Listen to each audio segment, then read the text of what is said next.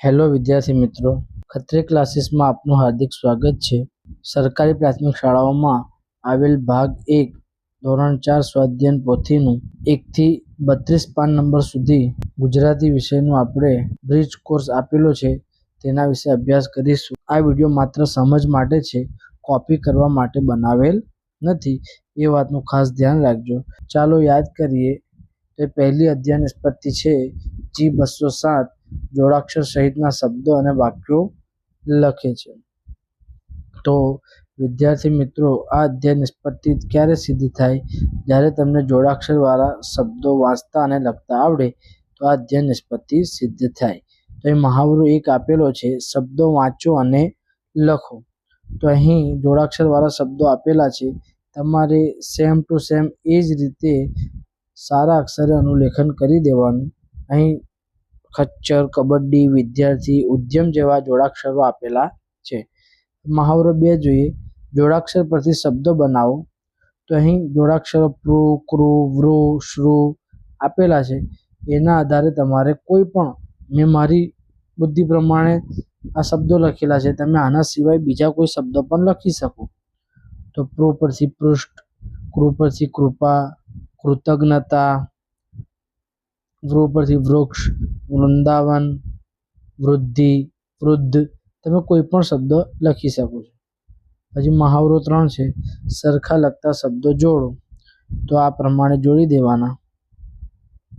મહાવરો 4, શબ્દ પરથી વાક્યો બનાવો. અહીં તમને શબ્દ આપેલા છે, એના પરથી તમારે વાક્યો બનાવી દેવાના. મહાવરો 5, ફકરામાંથી જોડાક્ષર વાળા શબ્દો શોધીને લખો.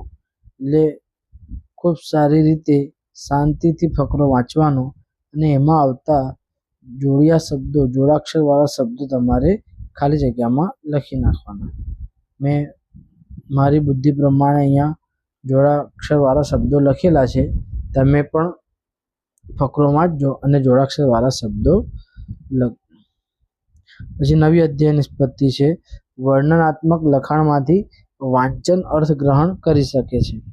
તો ફકરો વાંચીને તમને પ્રશ્નના જવાબ આવડે તો અધ્યાય નિષ્પત્તિ સિદ્ધ થશે. તો પહેલો મહાવરો છે કાશી નગરી વાળો, જે તમે વ્યવસ્થિત વાંચી લેજો અને એના આધારે પછી પ્રશ્નના જવાબ આપેલા છે તે આ પ્રમાણે તમારે લખી દેવાના.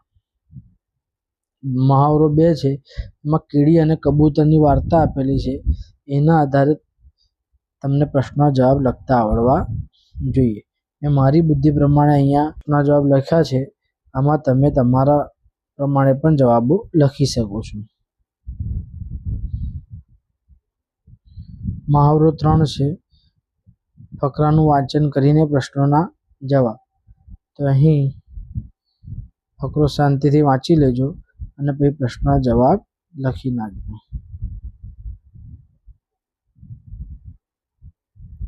નવી અધ્યાય નિષ્પત્તિ છે, માહિતીલક્ષી લખાણમાંથી વાંચન અર્થગ્રહણ કરી શકે છે. તો અહીં તમને માહિતી આપેલી છે સમયપત્રકની, ધોરણ 4ની, એ તમારે શાંતિથી વાંચી લેવાની અને એના આધારે પ્રશ્નોના જવાબ આપેલા છે તે તમારે લખી દેવાના. આ સમયપત્રક કયા ધોરણનું છે, અઠવાડિયામાં અંગ્રેજી વિષયના કેટલા તાસ છે, તમે સમયપત્રક વાંચશો એટલે તમને આ લખતા આવડી જશે.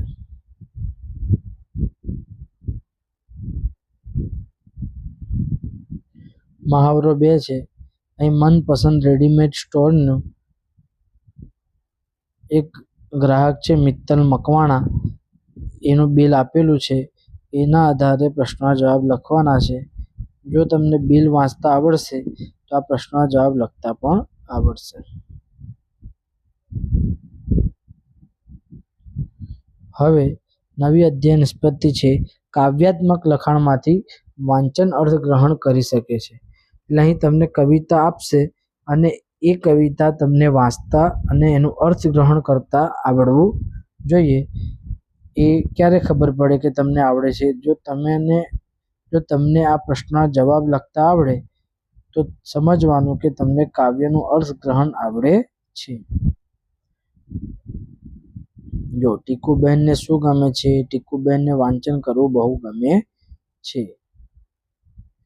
તમે ક્યારે વાંચવા બેસો છો?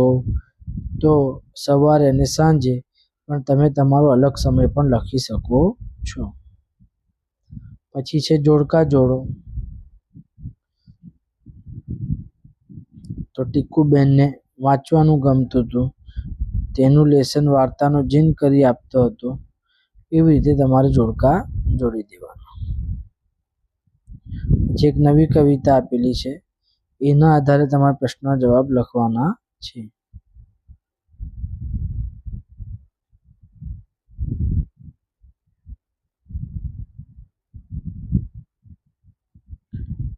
હવે કાવ્યમાંથી ઉદાહરણ મુજબ બીજા શબ્દો શોધીને લખો.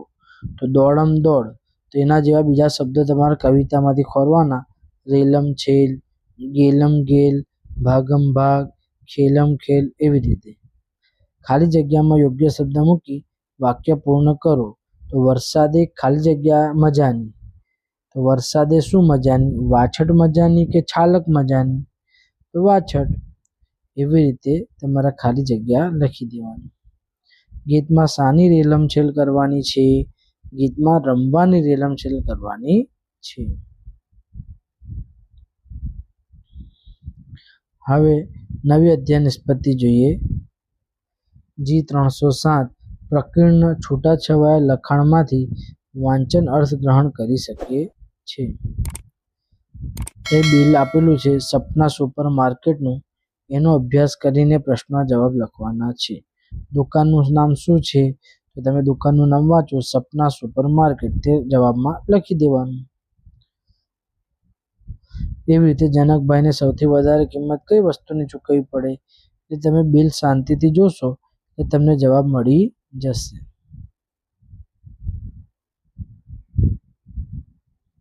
એ મહાવરો 2 આપેલો છે. નીચેના કોષ્ટકનો અભ્યાસ કરીને પ્રશ્નના જવાબ લખો. તે કોષ્ટક વાંચજો અને એ પ્રમાણે જે પ્રશ્ન પૂછેલ છે એ પ્રમાણે જવાબ લખી દેજો. મેં મારી બુદ્ધિ પ્રમાણે જવાબ લખ્યા છે, પણ તમે જાતે અભ્યાસ કરીને આના પ્રશ્નોના જવાબ લખજો. મહાવરો 3 નીચે આપેલી માહિતીના આધારે પ્રશ્નના જવાબ આપો. તો અહીં એક ટચુકડી જાહેરાત આપેલી છે, એને તમે શાંતિથી વાંચજો, પછી પ્રશ્નના જવાબ એ પ્રમાણે લખવાના છે.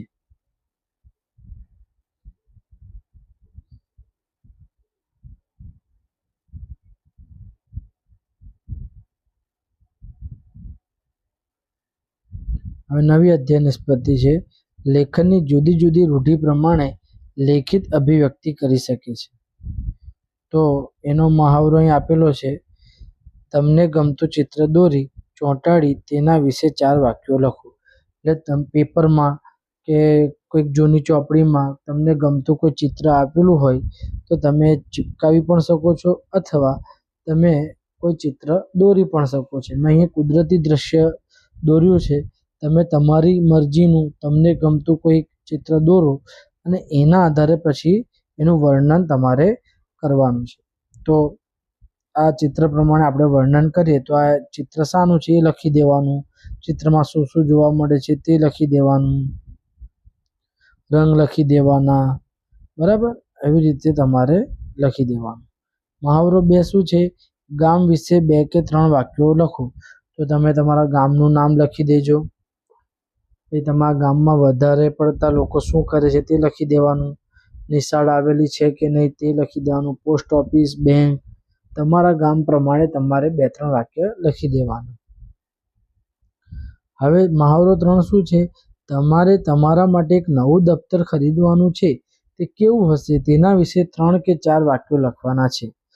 તો તમે કલ્પના કરો કે તમારે એક નવું દફતર લેવાનું છે, તો એ તમારા દફતરમાં શું વિશેષતાઓ હોવી જોઈએ તે પ્રમાણે તમારે 3-4 વાક્ય લખી દેવાના. હવે મહાવરો 4 છે. મુદ્દા પરથી વાર્તા લખો. તો અહીં તમને મુદ્દા આપેલા છે. નગરનો માર્ગ, માર્ગમાં પથ્થર, પથ્થર અનેકને નડે. આ તમે વાર્તા સાંભળી હશે. તો આ મુદ્દા આધારે તમારે વાર્તા લખી દેવાની છે અને એને યોગ્ય શીર્ષક પણ આપવાનું છે. મેં મારી રીતે શીર્ષક આપ્યું છે, તમે કંઈક અલગ શીર્ષક પણ આપી શકો છો. સ્વાતંત્ર્ય દિન વિશે 5-6 વાક્યો લખો. તો આપણને ખબર છે કે 15મી ઓગસ્ટના રોજ આપણે સ્વાતંત્ર્ય દિવસ ઉજવીએ છીએ, તો એના વિશે આપણે 5-6 વાક્ય લખી દેવાના. તમને ગમતી કોઈ પણ એક વાર્તા લખો. તો તમે પ્રાર્થના સભામાં, સ્કૂલમાં, ઘરે વાર્તાઓ તો અવારનવાર બોલતા જ હશો. તમને એમાંથી જે પ્રિય લાગે તે વાર્તા અહીં તમારે લખી દેવાની છે.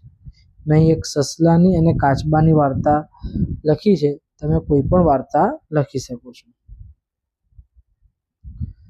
મહાવરો 7. આપેલો પ્રસંગ વાંચો અને સૂચના મુજબ જવાબ આપો. આદ્યાબહેન, અદ્વૈતભાઈ, આદ્યાબહેન અહીં એક વાર્તાલાપ આપ્યો છે. એના આધારે તમારે પ્રશ્નના જવાબ લખવાના છે. નીચેના વાક્યોમાં ખોટા શબ્દો પર ચેકો મારી વાક્ય મોટેથી લખો. તો આદ્યાબહેન પ્રખ્યાત અને હોશિયાર જાસૂસ હતા. તો તમારે આ વૃદ્ધ અને જે છે તે ચેકી નાખવાના. તમને ખોટા લગતા શબ્દો ચેકી નાખવાના. આદ્યાબહેન પાસે ગામ લોકો શહેરીજન સલાહ લેવા આવે. તો તમારે પોલીસ અને ચોર જે ખોટા લાગે છે એ શબ્દો ચેકીને તમારે વાક્ય મોટેથી વાંચવાનું. હવે મહાવરો 8 છે. ચિત્રને આધારે વાર્તા બનાવો અને તેનું શીર્ષક લખો. તો અહીં જે 4 ચિત્ર આપેલા છે, એક વૃદ્ધ માં છે, એક બિલાડી છે, ઊનનો દડો છે, ઊનનો દડો ગબડે છે, દડો ગાયબ થઈ જાય છે. તમે એવો 4 ચિત્રના આધારે તમારે એક વાર્તાનું વર્ણન કરી દેવાનું અને આ પ્રમાણે લખી દેવાનું. મેં મારી બુદ્ધિ પ્રમાણે આ લખ્યું છે. તમે આનાથી અલગ કંઈક વર્ણન કરી શકો છો. મહાવરો 9 છે. અહીં 2 ચિત્ર આપેલા છે અને એની વિગતો આપણે અહીંયા લખવાની છે. તો પ્રથમ ચિત્રમાં શિવાજી મહારાજ ઘોડા પર બતાવ્યા છે અને બીજા ચિત્રમાં સિંહાસન પર બેઠેલા દેખાય છે. એટલે આ 2 ચિત્રમાં જે ડિફરન્સ છે તે તમારે અહીંયા લખી દેવાનું. આ રીતે.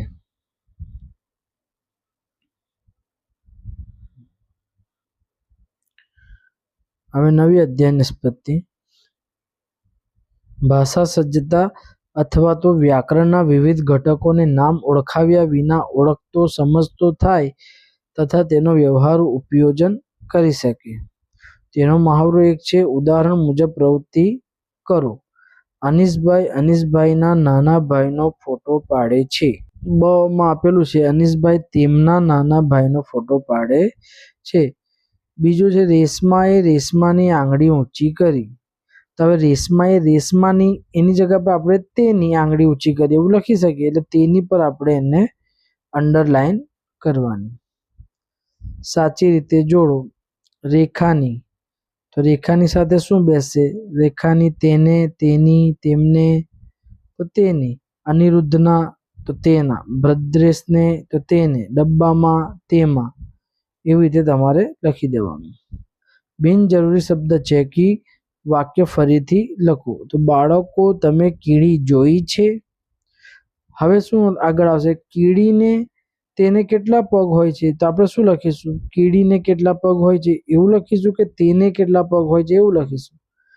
તો કીડીની વાત છે એટલે કીડી માટે આપણે તેને યુઝ કરીએ એટલે આપણે કીડીને ચેકી નાખવાનું અને આ બાજુ બાળકોને ચેકી નાખવાનું.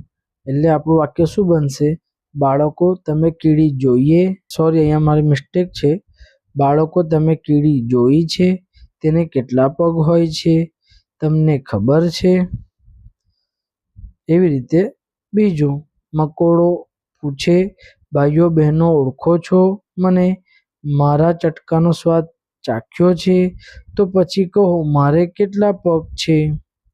એ પ્રમાણે તમારે વાક્ય લખી દેવાનું. મહાવરો 4. યોગ્ય વિકલ્પ પસંદ કરી ખાલી જગ્યા પૂરો. નવ્યાએ બટન ટાંકવા પાતળો દોરો લીધો. હવે પાતળો જ આવશે. પાતળો દોરો લીધો, પાતળા દોરો લીધો, પાતળો દોરો લીધો. એટલે જે શબ્દ વ્યવસ્થિત બેસતો હોય તે તમારે લખી નાખવાનું. વધારાની માહિતી ઉમેરી વાક્ય લાંબુ કરો. મારા ઘરે ગાય છે. મારા ઘરે સફેદ ગાય છે. દાદીએ લાડવા વહેંચ્યા. તો દાદીએ 3 લાડવા વહેંચ્યા. એટલે જે વાક્ય આપેલું છે એમાં તમારે ઉમેરો કરીને ફરીથી વાક્ય લખવાનું છે. નીચેનું કોષ્ટક પૂર્ણ કરો. વાંચવું.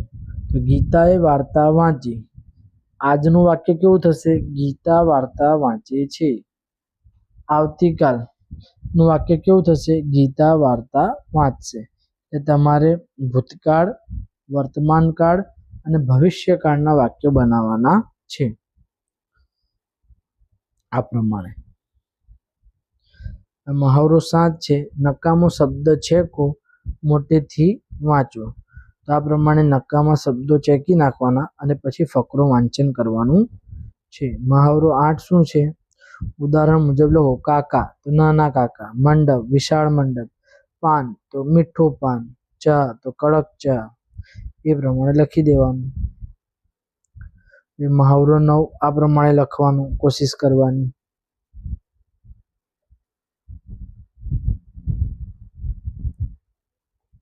મહાવરો 10 નીચેના શબ્દોનો ઉપયોગ કરી વાક્ય બનાવો.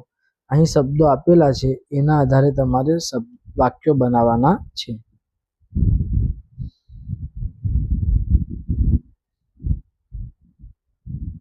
હવે નવી અધ્યયન નિષ્પત્તિ. પરિચિત શબ્દો અને તેના સમાનાર્થી વિરુદ્ધાર્થી શોધી તેમનો વાક્યમાં ઉપયોગ કરી શકે છે. તો શબ્દ પરથી વાક્ય બનાવો. બકરી તો બકરી શબ્દ આવતો હોય એવું કોઈ પણ વાક્ય લખી દેવાનું. જો ઉદાહરણ મુજબ લખો. અહીં જળ, ઠંડી, નરમ આ બધાના સમાનાર્થી શબ્દો તમારે કોષ્ટકમાં ખોરવાના છે અને એને બોક્સ કરવાનું છે. આપેલા વર્તુળમાંથી ઉદાહરણ મુજબ શબ્દ જોડકા બનાવો. તો દિવસ એનું વિરુદ્ધાર્થી શું થાય? રાત. સવારનું વિરુદ્ધાર્થી સાંજ. ઊંચા, નીચા. અહીં સર્કલમાં જવાબો આપેલા છે, તમારે જોડી બનાવવાની છે. એવી જ રીતે મહાવરો 3 પણ લખી નાખજો.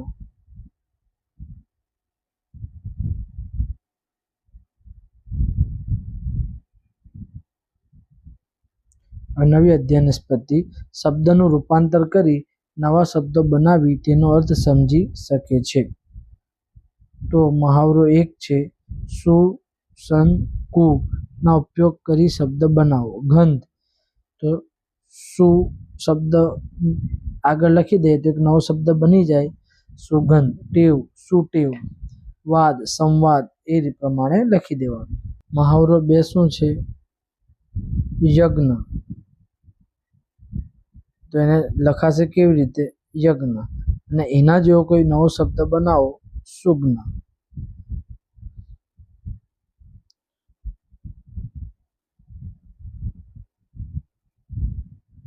મહાવરો 3 આપેલા શબ્દોમાંથી ઓછામાં ઓછા 3 શબ્દો બનાવો. નવજીવન અહીં ઉદાહરણ આપેલું છે. નવજીવનમાંથી નવ બને, જીવ બને, વન બને, જીવન બને. એવી રીતે રાજહંસમાંથી પણ શબ્દો બને તે લખવાના. ભાવનગરમાંથી જે શબ્દો બને તે લખવાના.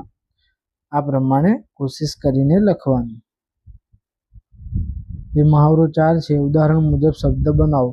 ક, સ, ડ આ 3 અક્ષરથી કોઈ શબ્દ બનતો હોય કેસુડો એવો તમારો શબ્દ બનાવવાનો. ફ, ગ, ણ, ય તેવો કોઈક શબ્દ હોય કે જેમાં ફ, ગ, ણ, ય આવતો હોય ફાગણીઓ એ રીતે શબ્દો લખી દેવાના. આ 5મું છે. વ, સ, ન તો તમારે વસંત લખી શકો છો, વાસણ લખી શકો છો. ખાલી જગ્યા છે તમારે જાતે લખવાનું છે. મહાવરો 4 ઉદાહરણ મુજબ લખો. નાકનો ખિસ્સો અહીં આડા અવળી શબ્દો અક્ષરો આપેલા છે, તમારે એને સરખા કરીને એક યોગ્ય શબ્દ બનાવવાનો છે. તો ડીપચો તો શું થશે? ચોપડી. એ પ્રમાણે શબ્દો બનાવી દેવાના. મહાવરો 4ના આધારે અન્ય શબ્દો બનાવો અને લખો. તો આવા કોઈક તમારે આડા અવળા અક્ષર કરીને શબ્દો બનાવવાના અને એના સાચા શબ્દો પણ લખવાના. ન, સ, બે તો બે, સ, ન. બ, ટેલ તો શું થશે? ટેબલ. એ પ્રમાણે તમારે શબ્દો બનાવી દેવાના. તો આમ સ્વઅધ્યયન પોથી ધોરણ 4 ભાગ 1નું 1 થી 32 સુધીનું જે ગુજરાતીનું બ્રિજ કોર્સ છે તેની આપણે ચર્ચા કરી. હવે પછીના જે વિષય છે બ્રિજ કોર્સમાં સ્વઅધ્યયન પોથીમાં તેનો અભ્યાસ કરવા માટે આપણે નેક્સ્ટ વિડીયોમાં મળીશું. અમારી ચેનલને સબસ્ક્રાઈબ ના કરી હોય તો સબસ્ક્રાઈબ કરી દેજો અને બેલ આઇકન દબાવી દેજો, જેથી અમારા કોઈ નવા વિડીયો આવે તો તમને એની નોટિફિકેશન મળતી રહે. Thank you.